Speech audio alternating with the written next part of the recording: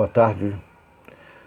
Boa tarde a todos vocês que estão me assistindo, aqueles que estão me ouvindo, meus amigos. Eu quero fazer aqui o segundo vídeo falando sobre o protestantismo ou o evangelho, ou melhor, o cristianismo verdadeiro, puro, o cristianismo apostólico, que surgiu, como eu disse no vídeo passado, do grande movimento protestante, tendo a sua figura mais importante Martim Lutero.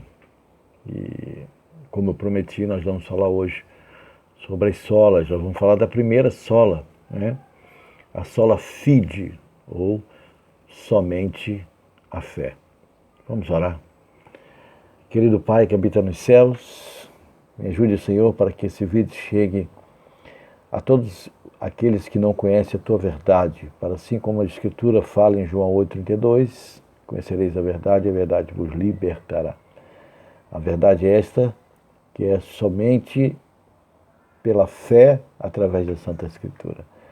Que o Senhor nos ajude a compreender, que o Espírito Santo trabalhe em nosso coração e mente, pois nosso culto é racional, Senhor. Vem da compreensão do plano da salvação, vem da compreensão da justificação, da santificação e da glorificação. Portanto, nos ajude a compreender, é o que te peço em nome de Jesus. Amém. Bom, como eu disse anteriormente, as 5 solas do cristianismo verdadeiro, do movimento protestante, a qual surgiram as igrejas que hoje nós temos aqui, não só no Brasil, mas no mundo. Eu quero lhe falar sobre essas 5 solas, uma delas agora nós vamos falar hoje, a sola fide, mas tem ainda sola escritura, solos Cristo, sola gracia e sola deo glória. Então nós vamos estar falando de todos eles aqui, esses rápidos vídeos, entendeu? Para que a gente compreenda o básico sobre esse tema tão importante, pois as igrejas estão deixando as solas, estão deixando essas 5 solas, esses 5 alicerces do cristianismo verdadeiro, do cristianismo apostólico, esses alicerces que mantém a doutrina pura, doutrina que verdadeiramente nosso Senhor Jesus Cristo deixou para a gente. Os costumes, as tradições, o secularismo, o tempo conseguiram perverter esses princípios. Nós vamos falar um pouquinho dele, da sola fide hoje, a primeira sola. Quando a gente fala em sola fide, subtrai-se a afirmação de que o homem é justificado do início ao fim, única e exclusivamente pela fé. A fé como única regra de fé e prática. Uma coisa que tem feito falta, porque nós temos fé na prosperidade que Deus pode dar. Aí quando fala em prosperidade, fala em dinheiro, emprego, carro, a nossa fé é exercida com um poder, uma vontade tremenda, Acho que quando a gente fala em ter fé para deixar pai, mãe, filho, cônjuge por amor a mim, como diz Cristo, assim como aquele jovem rico, eu tenho fé para guardar mandamentos, mas não tenho fé para largar o dinheiro. Então a gente vai ver muito isso aí, Qual é a fé que Cristo verdadeiramente quer? Qual é a fé que Cristo, na verdade, pede a nós? Que fé é essa, Que fé nós temos que apresentar a Deus, Então a gente tem que... É importante que a gente aprenda essa fé, Como eu falei, o grande personagem, ou talvez o mais conhecido, Martim Lutero, ele foi confrontado com esse princípio quando ele lá leu em Romanos capítulo 1,17, falando sobre o justo viverá pela fé. E ele percebeu que o justo não viverá pelas tradições, pelas indulgências, mas unicamente pela fé. Romanos capítulo 1, versículo 17. E isso é contra os dogmas da atual, na época, igreja cristã. Uma delas, a sede do cristianismo, que é lá em Roma, né?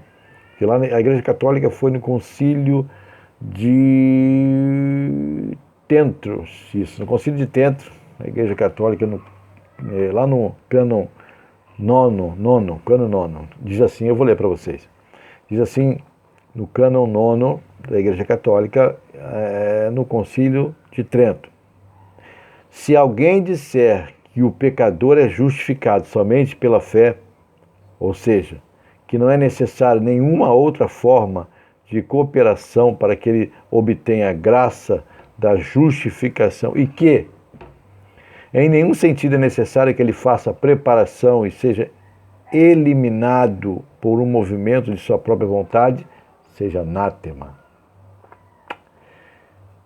A igreja achava que tinha que fazer alguma coisa tinha que ser feita, alguma coisa tinha que ser pago para os perdão dos pecados, para ser justificado. E Martim Lutero descobriu que é unicamente pela fé. O justo viverá pela fé. Romanos capítulo 1, versículo 17. Irmãos, essa é a primeira sola fide, somente pela fé, somente a fé. Mas é importante que a gente lê a Escritura, compreende ela e pela fé aceita. Então, não é uma fé cega, doida, sem. É claro que há um momento que a fé tem que ser de olhos fechados, né? A confiança ou a fé que temos em Deus, a certeza das suas promessas cumpridas, a certeza da sua volta, né? A certeza da atuação dele em nossa vida é pela fé, e é essa fé que vem do fundo do nosso coração, que vem de dentro para fora, que acredita sem mesmo ter vindo, né? O próprio Jesus falou: bem-aventurados sois vós, mas mais bem-aventurados sois aqueles pela qual irão vir a crer sem que tenha visto nada, sem que tenha presenciado nada. Então a gente tem uma fé muito forte, porque nós cremos naquilo que não vimos. Eles creram naquilo que viram, nós cremos naquilo que não vimos.